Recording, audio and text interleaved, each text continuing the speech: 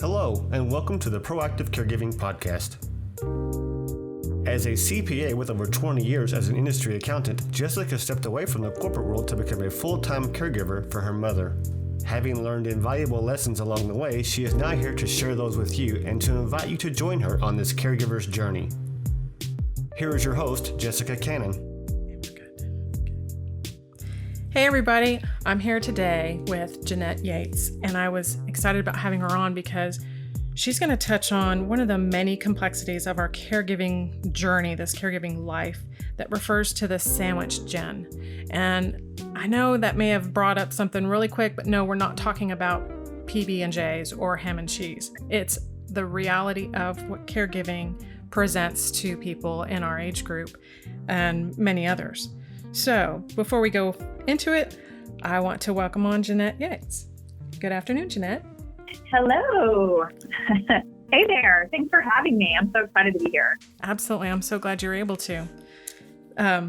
So what I know of, and others may not, is that you were a very young individual when you started, I guess I can actually say, started as a caregiver because your mother was diagnosed very early in life. What was that like as a child for you? Yeah, so I had very little memories of my mom before she was diagnosed, which was in 1984. I was around 8 years old when she was diagnosed with her illness, which is myasthenia gravis. I have one memory of her being able to ride a bike and us doing like some physical activity type things during the summer here in Florida. And that's about the last memory I have of her before she got sick. And then the next memory I have of her is counting her medications out for her after she came home from a long several months stay in the hospital. So now looking back, I mean, it's been over 30 years at this point. Mm-hmm. Looking back, it was traumatic for me. And being a child, I remember being very worried about her, and I was being taken care of by relatives, and they were trying, of my mom, my mom's sister and her family who's taking care of me. She's also worried about my mom and trying to take care of me and allay my fears. And it was just very traumatic. And then she comes home from the hospital, and then I'm back in, at home with her and my new stepdad that, he had recently married my mom, right before she got sick. And so it was like, a new mom, essentially, because she was completely different than before. Right. A person who I love, my stepdad, but also didn't know very well, in the grand scheme of things. Mm-hmm. And just trying to navigate all of that and still be a kid, which was really hard. Of course. And that's one of the important things is when a kid steps into this role, you think about the emotions and the issues that an adult goes through as a caregiver, and it's hard to think about it from the kid's perspective because they see things so differently. And I'm sure the things that you saw as a child and how you felt may have carried over into your adult life, or it may have been, I don't know, you may even be able to speak to that. Was it something that it's just, you kind of grew up with it, you didn't know any different, and so as an adult, it was just, it is what it is. It was the normal way you knew how to live. Well, to some extent, yes. I mean, our family adapted to the new normal of right. What life was like with my mom's illness.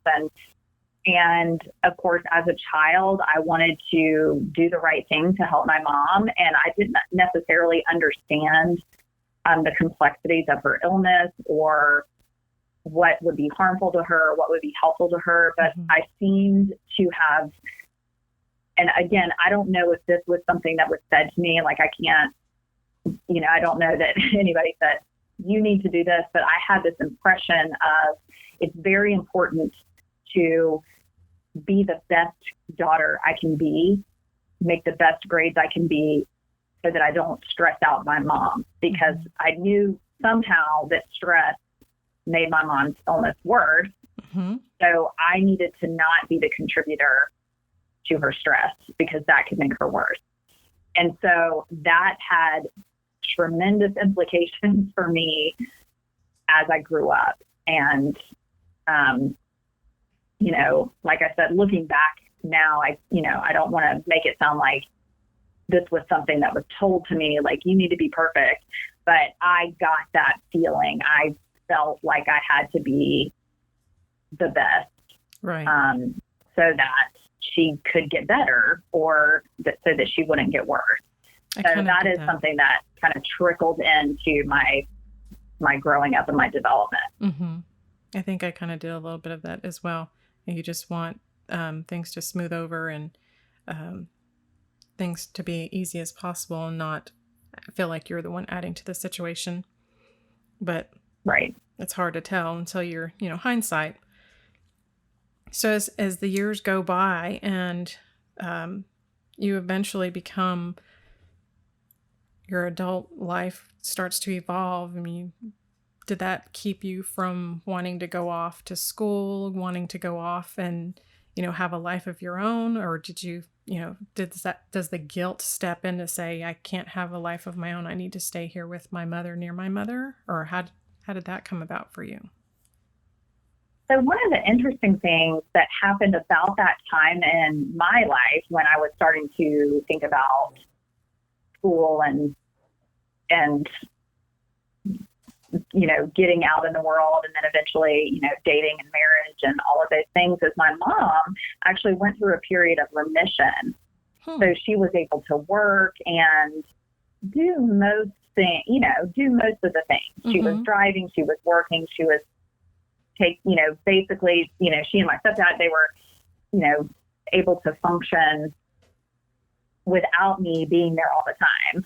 Nice. And it kind of went back to a more, she's my mom and I'm the kid, or I'm the young adult. Whereas growing up, it was like, she's my mom, but I'm also taking care of her. So she's taking care of me, and I'm taking care of her, and she's taking care of me. It was kind of this circle.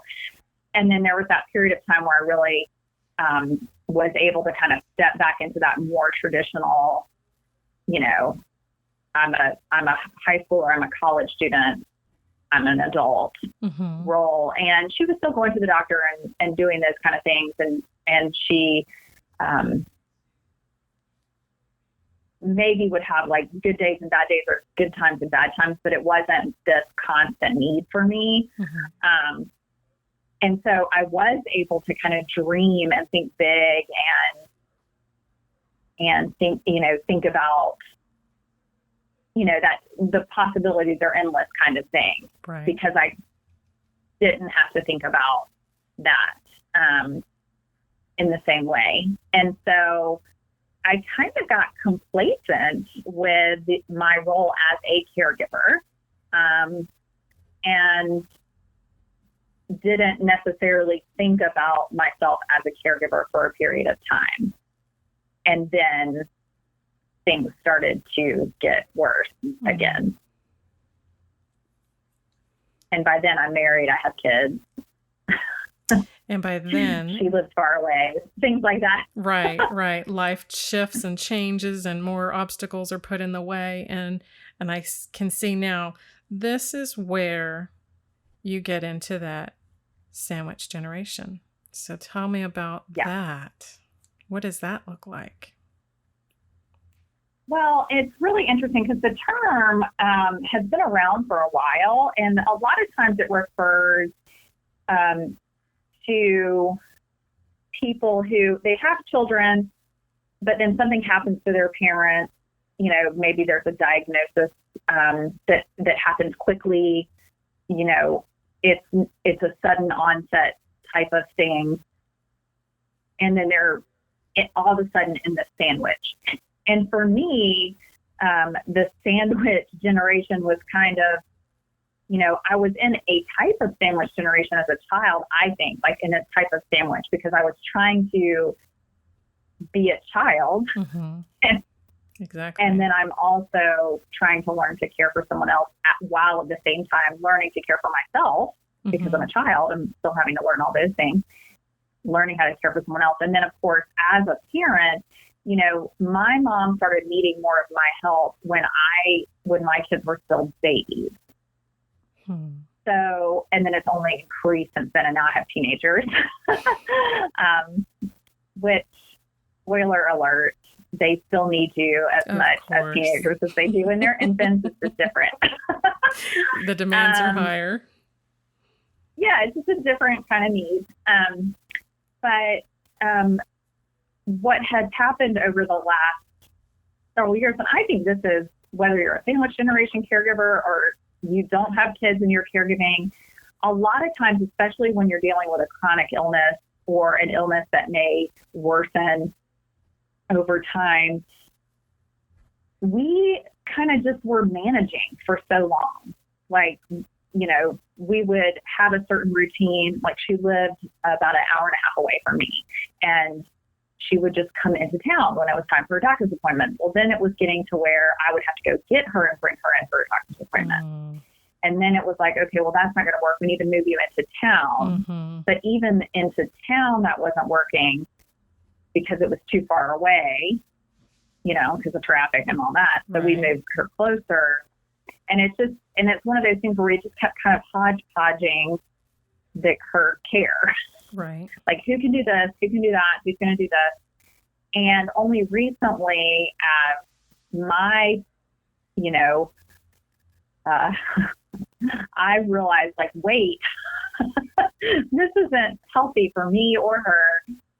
We need to look at getting more help. Only in the last, I would say year, maybe, have we been more proactive, to use your term, proactive in saying, okay, where can we get help from, outside sources or more support on the team. Right.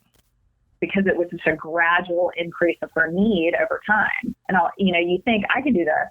Oh, that's no big deal. I can do that. I can swing by the store. I can pick up your medicine. I can. And then you're like, wait, I'm doing all of these things. And by the way, my kids are growing up. I'm trying to be on the PTA. I'm trying to teach them how to do things. I'm trying to spend time with them. And that, that constant tug between the two things, I think, is the hardest thing for me. Absolutely. I think we tell ourselves, I can be that super mom, I can be that super caregiver, and I can do it all. I can just prioritize the heck out of my day and just get it all done. And if you survive the day, by the time you lay down and put your head on the pillow at night, it's multiple tasks in your mind. Tomorrow I needed this, make sure don't forget that. And by the way, and when I go from here, then I can, and I'm already organizing the pattern of running errands in my mind. And so, of course, it takes me more than 45 minutes to fall asleep before I finally say, okay, stop, turn it off, go to bed. Tomorrow's going to be a wash repeat anyways. Right. And that's, one thing I've discovered as I've started this journey of really, I've recently started thinking about my own self-care as a lifestyle instead of things that I do when I'm stressed out. Right. Like, I don't, please, I'd love a 90-minute massage. Right. That's great. And that counts as something, but that's not the way my body needs to be cared for. Like, I need daily habits of self-care. I need to remember that I'm a person with needs every day and address those needs. And so that's one of the things that I'm working on, is seeing where I created those habits already, where I could improve. And sometimes it's like, well, I'm going through the motion of this habit, but am I really embracing this moment of self-care? Or am I just going through this habit because it's my habit. Like yoga in the morning, I'll be halfway through the routine and be like, wait, I've been thinking about all the stuff I have to do today instead of paying attention to what to do. Your mind gets on that treadmill. Right. So embracing those times that I have created in my schedule to take care of myself, but to really embrace those as no, this is your time to take care of yourself. You don't need to worry about any of those other things right now. Your kids will still be there when you're done. Your mom will still be there. You know, you've got time to do what you need to do today. Right. Right. And I like the way you put it that way with the self-care, because I've heard other people say, well, self-care isn't just about getting your hair and nails done. No, it's far more than that. It really is choosing a lifestyle that supports your needs, you know? And when you get lost in the day, and especially when you're sandwiched between if like me, also when you care for your parent, and before this pandemic, it was I had a little bit of a break in between because my son would go to school for the day. So during the day, I just had to focus on my mom. And then when he comes home, it's like you want to balance routine and conversation and the dinner. Luckily, like you said, once they go from their little kid age to the teenagers, you're not completely engrossed with that evening dinner, bath, bedtime routine. You know, they're somewhat self-sufficient, but even in itself, it's like trying to balance all of that stuff. And I finally had to get to the point where I need to make more than just the mental list of what I have to do tomorrow. I want to make the list of what do I need? What are my needs overall, period? And then just kind of find those throughout the day and find those moments that mom is on the couch. She's either watching some rerun of Golden Girls or into crossword puzzles or into something else. Like I can sit next to her and try to read a book, or I can sit next to her and try to have somewhat of a conversation, or I can sit next to her and just be quiet and be still. And it's just all the things in my mind would go, what do I need? What do I need? What do I want? What would I rather be doing at this moment? And it's like, oh, okay, I really need to make a mental switch. Yeah. Well, and too, you know, you mentioned like as the kids get older, there is this, you know, like you're not having to bathe them. Right. All this kind of stuff, which can have its own issues. And this is what I discovered, like you were mentioning, especially during the pandemic, is like I would get up. I have a job that's remote anyway, but it would be now anyway. But, you know, I'm logged in by 7:45 in the morning. My kids get up, they do whatever, they play video games, they did their online school or whatever. I'm doing my thing. I'm done. I come out, do a little dinner. Maybe they eat it, maybe they don't, because maybe they just ate, or maybe they're eating later. We may or may not talk to each other that much. Then I hop in the car, go over to mom, do the things I need to do for her, come back home, and then it's like, okay, now I got to clean the kitchen or pick up or do whatever whatever this chore is for that night if I feel like, which spoiler alert, I don't always do that either. Me neither. Sometimes I just sit on the couch and watch TV with my family. They're not talking to me. I'm not really talking to them. We're just watching TV. It's not like it's fine. Like we're on the couch together. It's sweet, but it's not that conversation. And that could be dates. Yep. You know? So yes, it's great that they can fix their own meals and bathe themselves and all these things, but it's like, that means that like I have to work at interaction with my family. Exactly. That it's not just given. Well, and you're not only working at it, but, and I'm sure you can relate to this, but you get to that moment, you're on the couch, you're watching stuff together, and I'm thinking, well, at least we're spending time together, but it's not really spending time together. Yes, we're sitting in the same room, watching the same thing on TV, but we're not interacting, we're not communicating, we're not chatting about stuff, because I don't know, for you, I do struggle with those conversations to have with mom. And it gets to be, as the time goes on, and we were going through so much of the same stuff you mentioned, trying to get her from her house closer to our house. And then eventually it was in our house because the obstacles are just there. And you think about convenience for yourself, but also meeting their needs. And it's part of my needs was that conversation, that communication. And at the end of the day, I've made it through the day with mom, meeting her needs. And one of my needs was that chatty catty, communication that wasn't there. Yeah. And I think that, probably something that, like I said, the pandemic has made it even more obvious. But, it's also interesting too, because, my mom lives in her own home and we have care people that come in during the day, and then I go over in the evenings and on the weekends. And, but one of the things that's really interesting is, she basically didn't have that much interaction before, because she would basically her main job is can I get from my bed to my chair and can I get to my doctor's appointments with the help of my daughter, my caregiver. And, but she was at least getting out to go to the doctor. Her friends would at least stop by from time to time. And of course now it's not safe to do that. And so unless I go over on the weekends, especially, there's no one. Right. Yes. And so making sure that part of my care that I'm giving her is just that interaction as well, because I've been doing this for so long, sometimes, I can get to be where I'm showing up and going, okay, tell me what you need. What still needs to be done? Get to the point. And I just do it. And then I'm like, okay, I'll see you tomorrow. Yep. And sometimes I need to do that. And I've learned to tell her ahead of time, hey, today, for example, we had a doctor's appointment and I was like, listen, today we'll be doing this and then I'm getting you home and then I've got to get home. And so when I drop you off, I need to make sure that you have everything you need for the evening, because I probably won't be able to come back this evening. And if I tell her ahead of time, that's fine. But I was used to just flying in and being like, what do you want?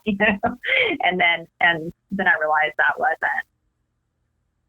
wasn't helpful for her, and it wasn't helpful for our relationship either. Right. So learning how to give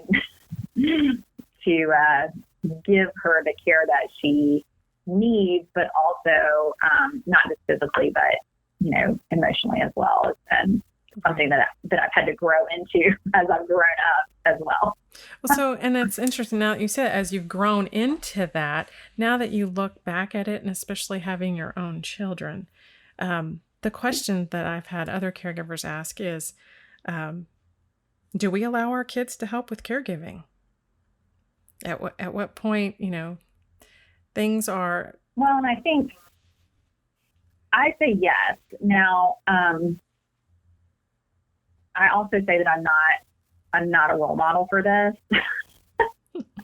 I don't do a great job at it. And part of that is because I know what I'm doing. I don't have to teach anybody what to do. I just go do it. Right. But I know that my mom has always loved when my children have been involved. From the time they were little. And like I said, now my mom's gone through different phases of her illness and different degrees of illness. So, when they were babies, she was able to hold them, and now not that she could now because they're ginormous.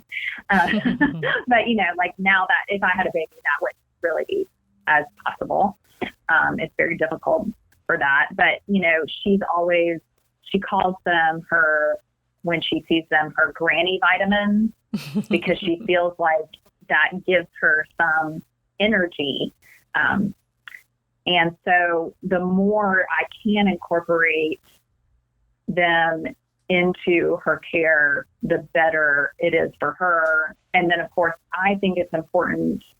I want my kids to see the good, the bad, and the ugly of it all, because I want them to know that, yes, even when it's not convenient, even when I don't want to do it, even when it's potentially gross, sometimes, it is, I still do it because, I love her. It's the right thing to do. It's what we do for family. Right. And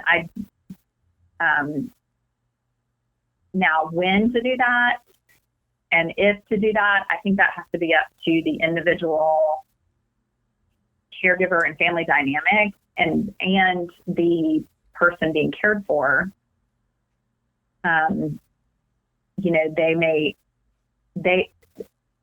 as long as they're able to make their own decisions about who cares for them and how, I think it's important to let them do that. And so while I think, for my situation, it is something that I, hope to even be able to do more of, but my children have always been with me when I was taking her in and out of the hospital, and, she was in her physical rehab facility, and, we would go out to the farm to get her for her doctor's appointments. Like, they were always a part of that. And so now that they're older, not so much, because they get to say no. They didn't have to go with me because they could stay home by themselves. Oh, right. Whereas when they were little, it's like, I can't leave them home. I gotta go. So they're along coming for the ride, whether they like it or not. Right. So, and one of the but things, I think that's a conversation that every caregiver and their person should have, and then the family. So definitely. But I don't think there's a right or wrong there. No, and there's moments that, I see my mom's face light up when the kids are around, when her grandkids are there with her. You see them light up. And sometimes it's a relief because, hey, Mom, the kids are here. They want to spend time with you. And it gives me that moment to step away. Like, while you get to visit with Grandma, I kind of fade into the background. I need to go to the bathroom. I want to switch laundry loads. I need to go pull something out of the refrigerator, get ready for dinner, or whatever it is. And you're always multitasking, but it kind of gave me that little bit of reprieve, however short it was. But then kind of keeping that ear out to listen and see how long the conversation is going. And it doesn't take long until it kind of goes quiet or silent. And then I can tell, okay, the kids have to peek back in to see, are they still interacting? Are they still happy about being there and interacting? Are they trying to also find a way to exit the room so they can go find something else to do? It's hard because I know the age differences. We try to get our son to interact. Sometimes we would ask, could you go play checkers or dominoes or Scrabble with Grandma? And a lot of times it was, yeah, sure. And then as he got older and more into his own interests, it was like, do I have to? So it was like, okay, those indicators are definitely there. Well, and I think too, it's easy for me sometimes to get frustrated with that with my kids. I'm like, don't you want to go give her granny vitamins? Right. It's one of those things. But, that's a developmental thing as well. And I'm pretty sure that when I was a teenager and I was their age, I wasn't crazy about doing pretty much anything that my parents wanted me to do. And so, just trying to continue to encourage that and explain the importance of it, but at the same time, not shaming my kids for acting, and I want them to be honest with me and be able to say, how they're feeling about it, or if they're feeling awkward or whatever, because that's an opportunity to discuss that further. Definitely. So I don't want to just shut it down. Those teaching moments when you see them changing, because as an adult for me, it still is when I see the changes and the differences from 1 week to a month to a year, and I think to my mind, wow, this time last year she was able to do, X, Y, and Z. And now she's barely able to and forget doing these other things. And it's hard because it's a reality. We're heading in a direction that we know it's coming, but all of those good days, it just seems like the inevitable is postponed that much further off because she's doing great. She's having these good days. And then there's the not so good days. And it's like, reality's back again. We're heading in that direction. So it's like, it's kind of hard to, I don't know, not think about that. So I worry about my son and how he sees it and how he's processing all of that. And so I had a moment with my older son couple years back, and kind of where this whole proactive thing slowly but surely started to evolve for me was being in Costco one day, standing there waiting to check out with our list of items. And I had looked to some one point and we started a conversation about Grandma, and I finally told him, I said, I promise you, I will take better care of myself so I am not a burden on you too early in life. And I felt guilty saying that because my mom, I love her and I want to take as best care for her. But I knew the time was going to come that reality was going to just be too much for me and or the kids to help out. Yeah.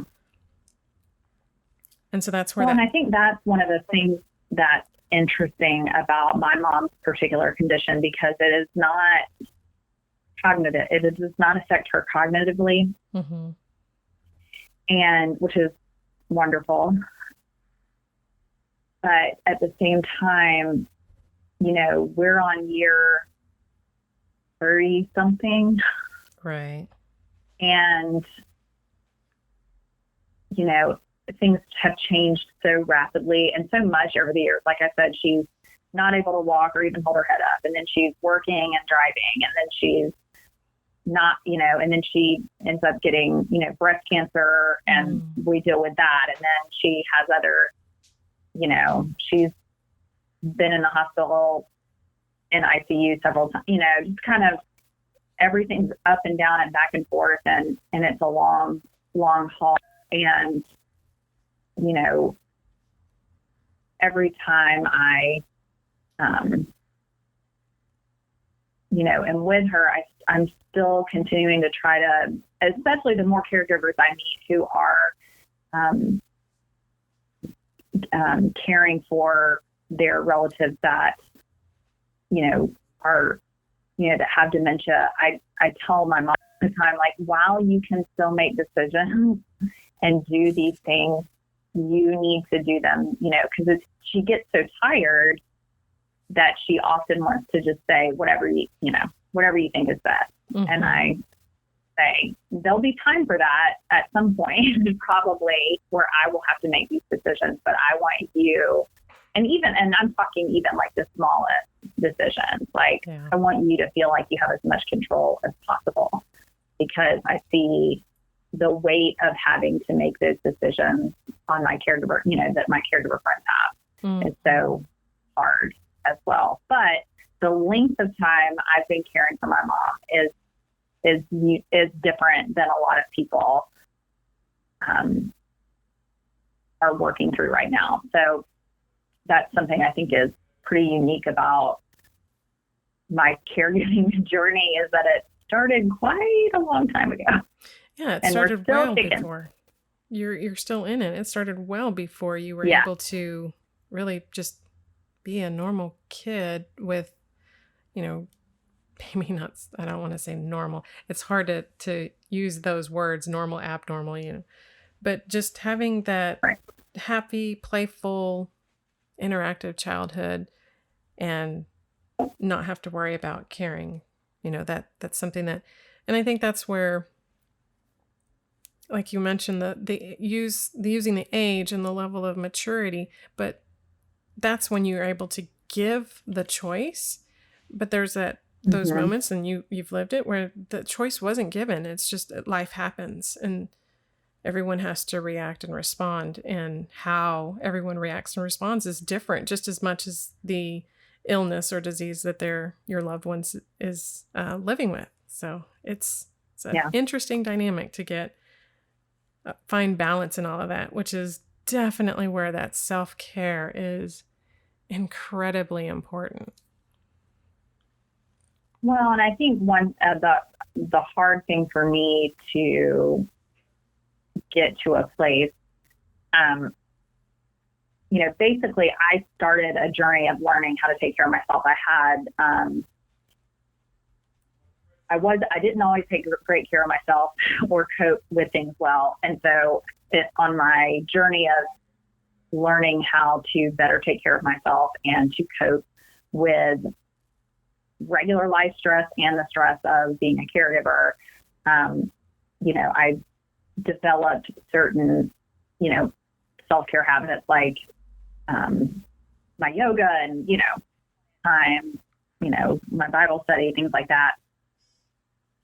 But I've also learned, especially over this last a while ago, I'm really trying to develop a lifestyle where it's not just like a hodgepodge when I can get to it kind of thing, but more like daily practice. Whenever you, as a caregiver, especially as someone in the sandwich generation, whenever you're saying yes to one thing, you're saying no to something else. So whether it's, if you can give time to your loved one and your kids, you've said no to yourself or your job or your husband, or your spouse or whatever. And then if you I find if I have like a really great caregiving day with my mom and I'm like, oh, I was the champion, I get a brownie point. Yes. And I feel so great. Then I look at my kids or work or whatever. I'm like, man, those two things really suck.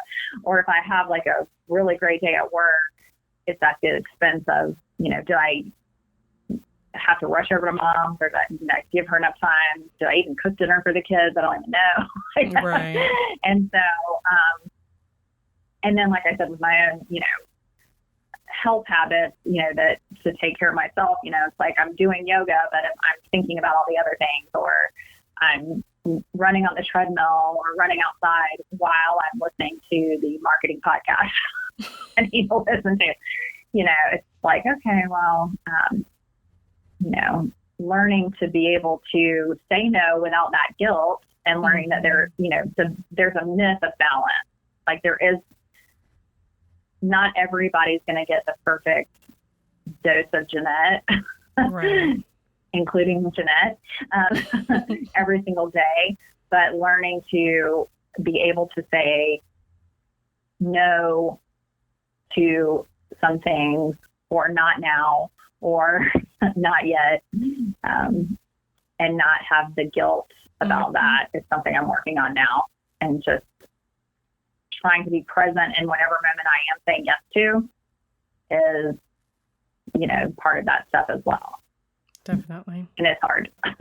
It is. It's very hard because, like I said, you want to be the super caregiver, the super mom, and that can do everything. I can do all things. And it's one of the plaques that I keep in my office area. I can do all things through him who gives me strength. And I look at that and think, I can do everything until I get into that one moment. And it's that internal child tantrum that says, stop, I don't want to do it anymore. I don't like this. I need to put myself in a timeout, I can't tell you how many times I've actually gone and bought some bath bombs and they've sat in my bathroom closet for months after.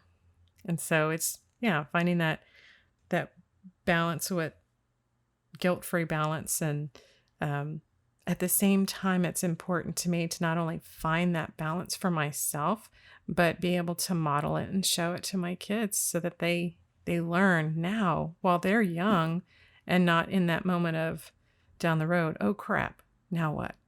I've been in that situation so many times that, what can I do? And you said about that, the verse or the quote, I can do all things. Mm-hmm. It says all things, but not everything. And I have to tell myself. Right. There is a difference. It's all things, not everything. There are only so many hours of the day. Right. And you mentioned kind of that frustration, like grumpy feeling. And that was something that I was feeling before we got some extra help. Mm-hmm. And then we lost some of it because of the pandemic. But people are still doing as much as they can to help, and we still do have our caregivers, so that's helpful. But before we had the home health aide coming in, and I was, doing more. I was really in a kind of a bad, I was always kind of in a bad mood, and that's when I was running in and out, flying in, and not really spending that dedicated time. And I remember feeling so much shame about that, mm-hmm. and feeling like, what's wrong with me? This, she needs this help. She has been dealing with this for so long. Can you imagine what this must be like for her? How dare you have a bad attitude? And then I met a woman, her name is Laura Howe, and she does social work. But I met her at a convention or conference, I guess. They're called conferences these days. But I met her at a conference, and she introduced me to the idea of compassion fatigue. Mm-hmm. Yes, that is a real thing. I had not heard of that. I know what burnout is. Right. And I used to teach in a public school system. I mean, oh yeah, all about that like then. Burning out and end of the year and all this kind of stuff. I am familiar with that, but this idea of compassion fatigue was something that I did not truly understand, and she was really helpful for me in kind of breaking that down and saying, if you didn't, your feeling of frustration and annoyance and just kind of like not even, feeling like you care sometimes, like you're just going through the motions. Mm-hmm. That is compassion fatigue. And you can't have compassion fatigue without compassion. So it was because of the, this lifelong walk and these several years of caregiving compassionately, and really caring for my mom, that I was developing these, this kind of bad habit of, I wasn't taking care of myself, and I wasn't, giving myself permission to relax, and I wasn't. Mm-hmm. And that was really helpful for me to learn, like, okay, I am really feeling this, and I need to acknowledge that I'm feeling it so that I can move past that feeling. Right. Because as another good friend of mine said, it's not our feelings that hurt us, it's how we cope with them that sometimes hurts us. Mm-hmm. And so learning to admit that I had those feelings, and even, I would even have conversations with my mom, like, I'm really sorry I just bit your head off, Right. Like, I don't know what just happened. And then being able to explain to her what I was learning and, how we could ask for more help and those kind of things was extremely helpful for me. Yeah, because asking for help sometimes is, since we want to do it all, we don't want to ask for help. We don't want to put down that torch of saying, I can do it all. But the compassion fatigue, it's like being, I recently also heard that you can be situationally depressed. You can, my mom, majority of what I remember was her being bipolar long before we ever dealt with any of the mixed dementia.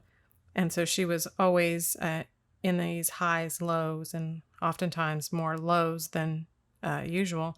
And that depression, it made me worry about when I was feeling the blues or feeling down some of these scenarios caring for her. I thought, well, it was almost one of the things that I didn't want to admit to myself. I am not depressed. I can handle this. This is not hard. This is not an issue. This is my mother. I should be able to, all the things that I would try and convince myself until I finally have those moments of saying, okay, this is depressing me because I feel like no matter what I do, it's never enough for her. Or not that she's telling me I'm not enough, just that the journey that she's on, I know where she's headed. I can't stop her progression of the disease. So no matter what I do, it's not enough. It's just maintaining her daily. And that gets to be very a heavy weight to, care in that kind of environment. And wanting her to have the best was always an issue. Well, and, as you were talking, I was thinking about, my mom's experience, her journey to, it's a physical illness, but the fact that she's been dealing with it since 1984 and she's a very unique case and all these things, like, as her caregiver and her daughter, like, even if we had the full-time, like, even if we lived in a palace and had full-time, help, I would still be part of her caregiving, group. And, not having to not only be able to care for her physically, but also, there are times where she needs moral support or emotional support, and having to educate myself, not only take care of myself emotionally, but also understand her emotional ups and downs and not have that, spiral me into a panic of,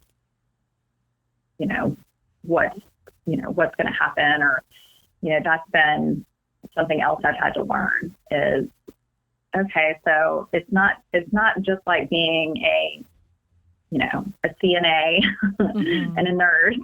Right. You're also a counselor and sometimes a physical therapist and a house cleaner or a hairdresser.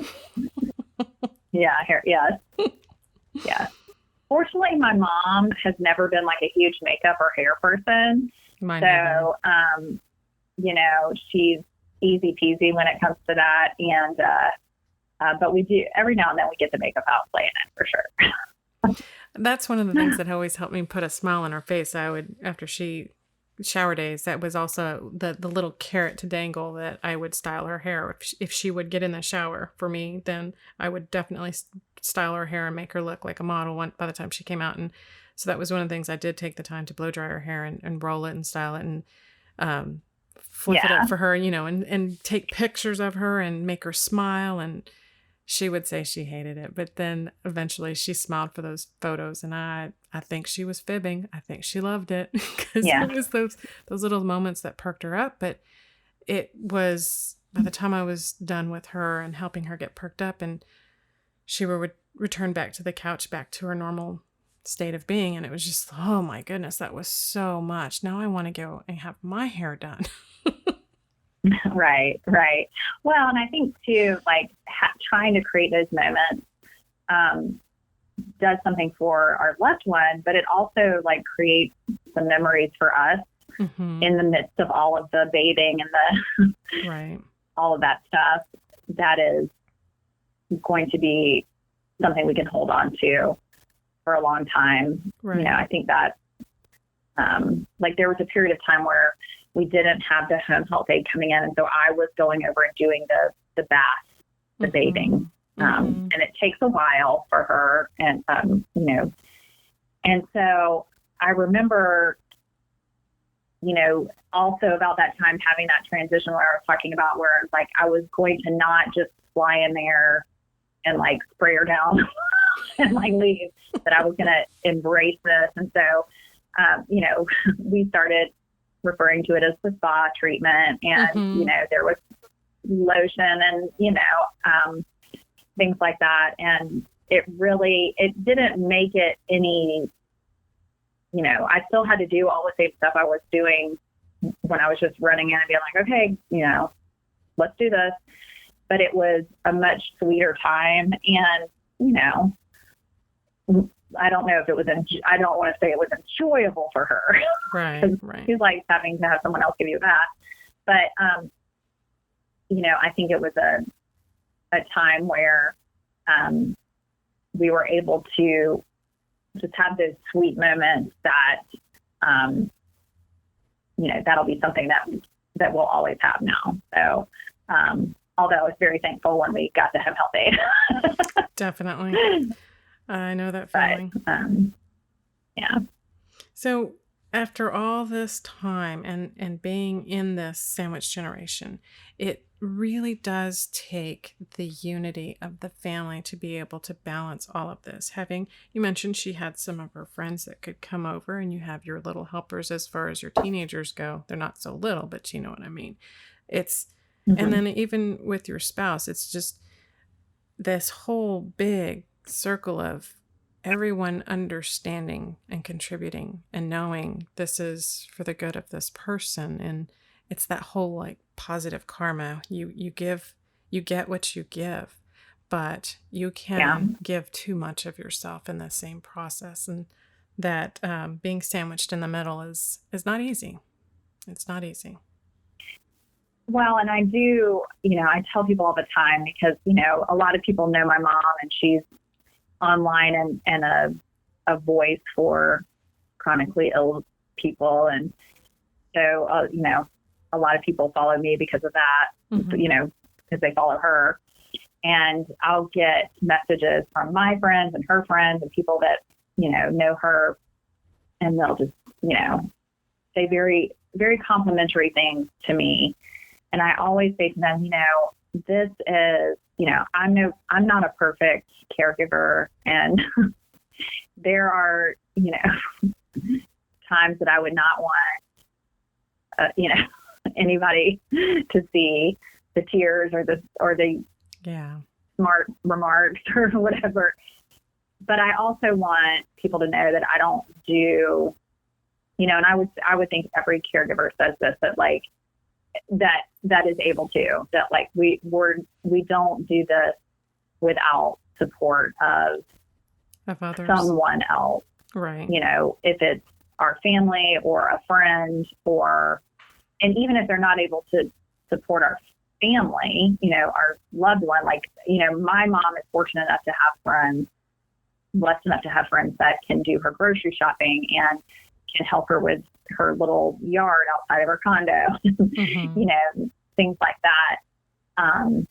Will come fix her faucet or things like that. We have a pretty big family that, stays connected with her on Skype and things like that.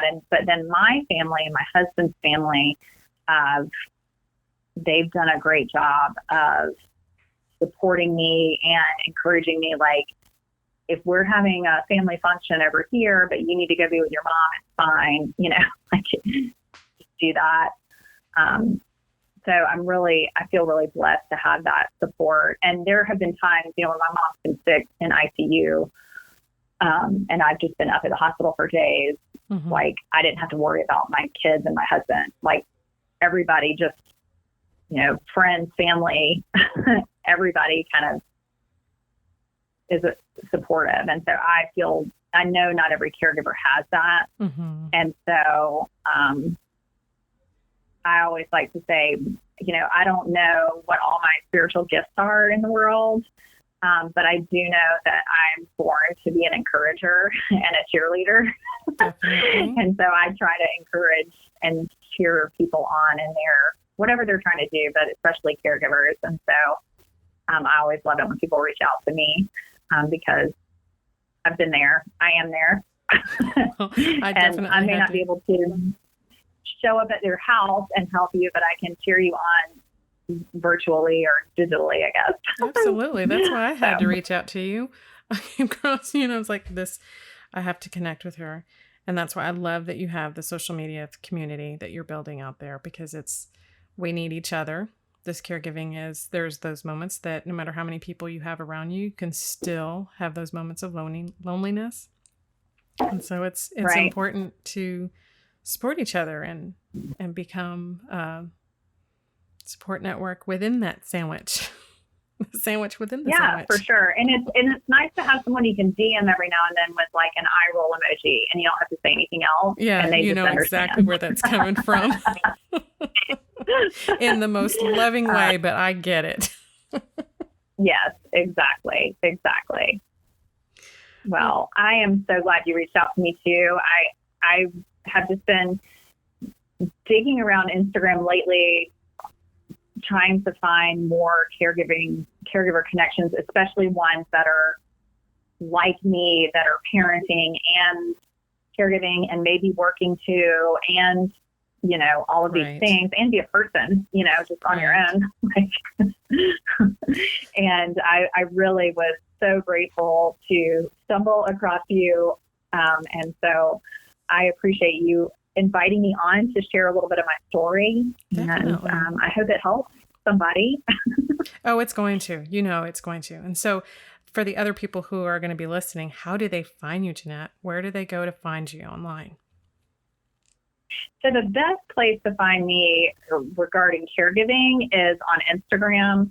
I'm not one of those people that's like always quote on brand, because my life is what it is. And so sometimes you'll see me wearing the parenting hat, and sometimes it's the marketing hat because that's my job. Mm-hmm. And then sometimes it's the caregiver hat, but Right. it's real and it's life. And that's the way life is. Like today, that I wore all the hats. But my handle, and you'll probably have to put it in the notes, but Definitely. I used to volunteer with for an organization with another girl named Jnette, and we both spelled our names the same way. So because we did, and she was the first one, I had to change my spelling for the purposes of the platform. And so that's why my Instagram handle is @Jnette, Nette, Yates. And I don't spell out Jnette all the way. Okay. I was wondering, I figured that had something, but that makes sense.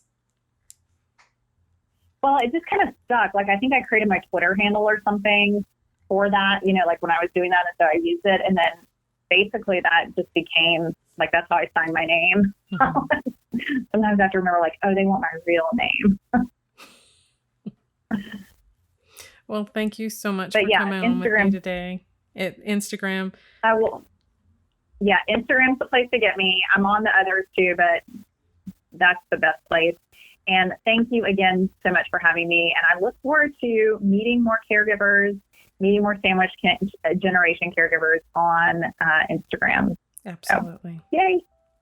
Well, take care. And for those who are wondering what the sandwich generation, there you go. It is not about PB&Js or ham and cheese. It's about the real life of a parent and a caregiver, and even the working parent that's sandwiched in between these tasks, these responsibilities of our lives. So I hope you get something out of it. I know I did. And one of the main things I want you to take away from all of this, if you're in that sandwich generation, is self-care. Until next time, take care, everybody.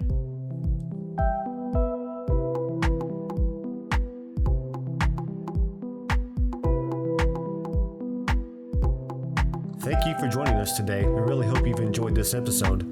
To learn more about proactive caregiving and to hear other episodes of this podcast, please visit www.jessicalizellcannon.com. This podcast is produced by Canon Light Media, LLC, www.canonlightmedia.com. Music provided by Chris Paradise.